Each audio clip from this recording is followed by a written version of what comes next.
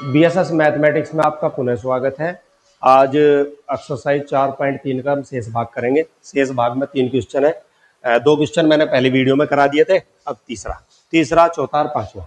तीसरा क्वेश्चन ये रहा, क्या एक ऐसी आम की बगिया बनाना संभव है जिसकी लंबाई चौड़ाई से दुगनी हो और उसका क्षेत्रफल 800 वर्ग मीटर हो, मीटर की घात 2 हो? यदि है तो उसकी लंबाई और चौड़ाई ज्ञात करो या कीजिए। तो हल करेंगे इसे। देखो यहाँ क्या है, लंबाई चौड़ाई से दुगनी है, यानी कि जो लंबाई है वो चौड़ाई पर निर्भर है, इसलिए हम पहले मानेंगे चौड़ाई। माना ये लंबाई और चौड़ाई जब अलग अलग होती है तो ये होता है आयताकार, तो हम इसे आयताकार लेकर चलेंगे जिसकी लंबाई चौड़ाई अलग अलग होती है। माना बगिया की जो चौड़ाई है हमने x मान ली, x मीटर, तब जो प्रश्न के अनुसार है लंबाई होगी इसकी दुगनी, इसे हम 2 से गुणा करेंगे, 2x।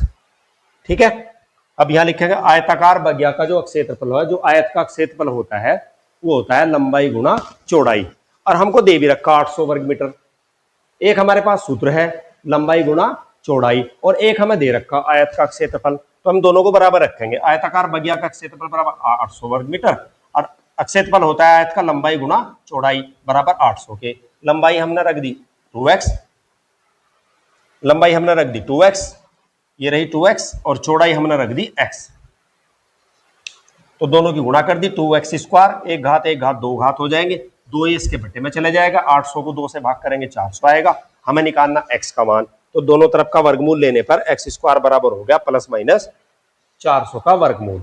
जब वर्गमूल लेते हैं तो एक साइड में प्लस माइनस का निशान आता है, तो x बराबर आ गया 400 का वर्गमूल होता है 20, प्लस माइनस 20। लंबाई चौड़ाई माइनस में नहीं होती तो प्लस वाली लेंगे, यहां लिख देंगे पॉजिटिव लेने पर प्लस VE, यानी कि पॉजिटिव है, इसका मतलब पॉजिटिव लेने पर।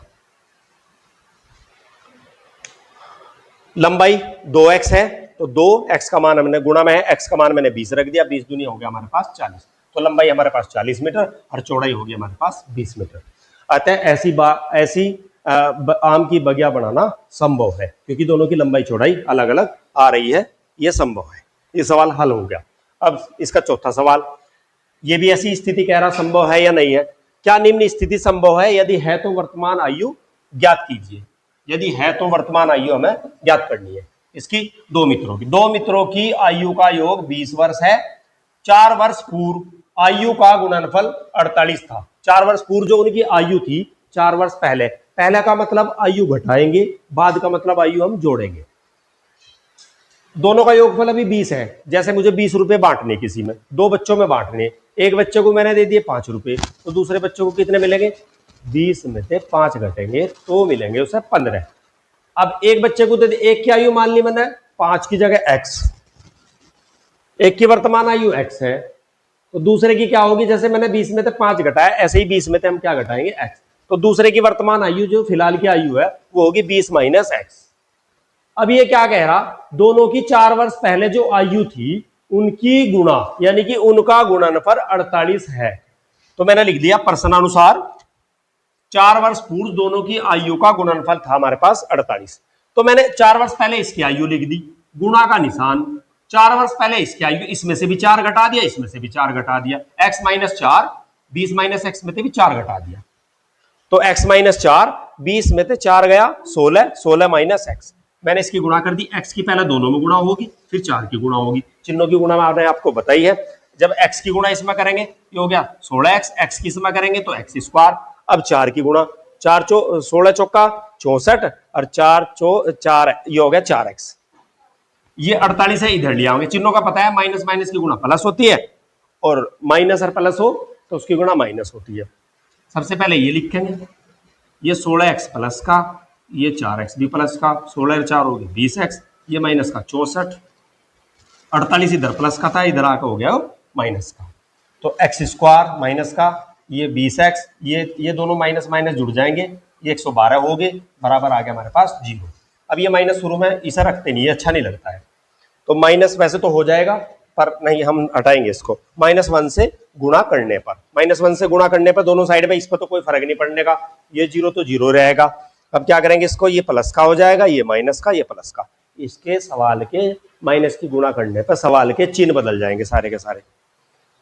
अब ये हमें देखना ये संभव भी है नहीं, पहले इसका डी निकाल लो।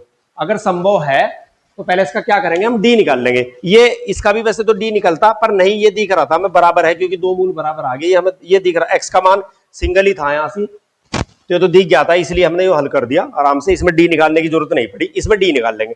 ए का मान ये रहा एक्स स्क्वायर का गुणांक, बी का मान ये रहा एक्स का गुणांक, सी का मान ये रहा, तो लिख दिया डी बराबर बी स्क्वायर माइनस 4ac। जैसे इसकी वैल्यू पुट करी, बी का मान -20, 20 का वर्ग -4, ए का मान 1 और सी का मान कितना हो गया 112। चाहे आप ऐसे लिख दो, द्विघात व्यापक द्विघात समीकरण से तुलना करने पर ए का मान, बी का मान, सी का मान निकाल लो। 20 का वर्ग 400 और ये 112 को 4 से गुणा करेंगे 448। 400 में से 448 हम घटाएंगे तो हमारे पास उत्तर आएगा माइनस का। जब उत्तर माइनस का आएगा तो मूल हमारे वास्तविक नहीं है, मूल क्या है हमारे पास, काल्पनिक, अतः ये स्थिति संभव नहीं है। ये रहा लास्ट सवाल। क्या परिमाप 80 मीटर व क्षेत्रफल 400 वर्ग मीटर के एक पार्क को बनाना संभव है? यदि है तो उसकी लंबाई और चौड़ाई हमें ज्ञात करनी है। सबसे पहले हम एक द्विघात समीकरण बनाएंगे, उसका डी निकाल लेंगे। अगर डी संभव, डी प्लस का होया या धनात्मक होया, बी प्लस का मतलब धनात्मक ही या जीरो के बराबर होया तो संभव है, वरना संभव नहीं है। अगर संभव हुआ तो उसकी लंबाई चौड़ाई आगे हम ज्ञात करेंगे। देखो ये पार्क बनाना परिमाप दे रखा, क्षेत्रफल दे रखा, उसकी लंबाई चौड़ाई है तो अलग अलग मानेंगे। इसकी मानेंगे पहले, माना पार्क की चौड़ाई x मीटर है। पार्क की चौड़ाई हमने x मीटर मान ली। यह है परिमाप, परिमाप दिया है हमारा 80 मीटर।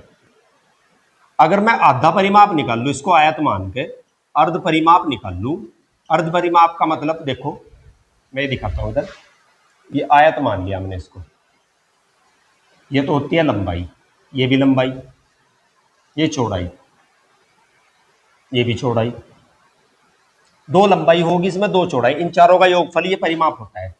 अगर एक लंबाई और एक चौड़ाई ले लूं तो आधा परिमाप होता है, इसे दो से भाग कर देंगे तो आधा। ये हमारे पास लंबाई और चौड़ाई का योग होगा, अर्थात लंबाई जमा चौड़ाई का जो योगफल हो गया हमारे पास, वो हो गया हमारे पास 40 मीटर। ठीक है, पार्क की लंबाई चौड़ाई मान ली मैंने x मीटर, तब हमारे पास जो लंबाई आएगी 400 में से, जैसे मैंने इससे पहले सवाल में बताया 400 में से ये लंबाई और चौड़ाई का योगफल है, 400 में से सॉरी 40 में से x घटाएंगे, ये हमारे पास आ गई लंबाई। अब इसका क्षेत्रफल क्या होता है, पार्क आयताकार मानते हैं, पार्क का क्षेत्रफल जो हमें दिया है, पार्क का क्षेत्रफल ये दिया है ना 400 वर्ग मीटर, और क्षेत्रफल लिखेंगे हम लंबाई गुणा चौड़ाई बराबर 400। लंबाई कितनी है हमारे पास 40 माइनस एक्स गुणा चौड़ाई होगी x, बराबर हो गया हमारे पास 400। इसके अंदर गुणा करो, x की यहां गुणा करेंगे 40x, x की इसमें करेंगे x स्क्वायर, हमारे पास 400। पहले बड़ी घात ये वाला लिखो, फिर इसके बाद ये लिखेंगे प्लस 40, ये इधर आकर माइनस का हो जाएगा, बराबर में हमारे पास कुछ नहीं तो जीरो बचेगा। -1 से गुणा करो, क्योंकि माइनस का सही नहीं, -1 से गुणा करने पर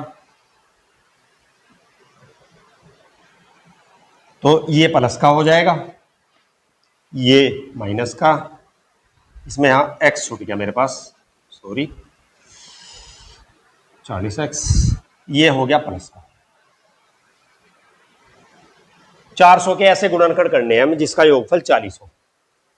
400 के गुणनखंड होते हैं 20 और 20, इनको दोनों को अगर मैं जोड़ दूं तो 40 ही आएगा। एक्स स्क्वायर यहां लिखेंगे मैं 20 जमा 20 इंटू एक्स, इसको 20 गुना 20 एक्स स्क्वायर, इसका ब्रैकेट खोल दो, इधर से माइनस, इन्हें दोनों माइनस कर देगा और एक्स इनकी दोनों के साथ लग जाएगा।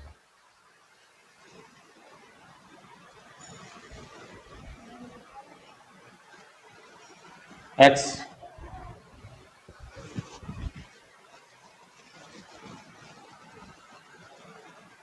बीस, यहां 20 कॉमन, एक्स यहाँ माइनस का बचेगा,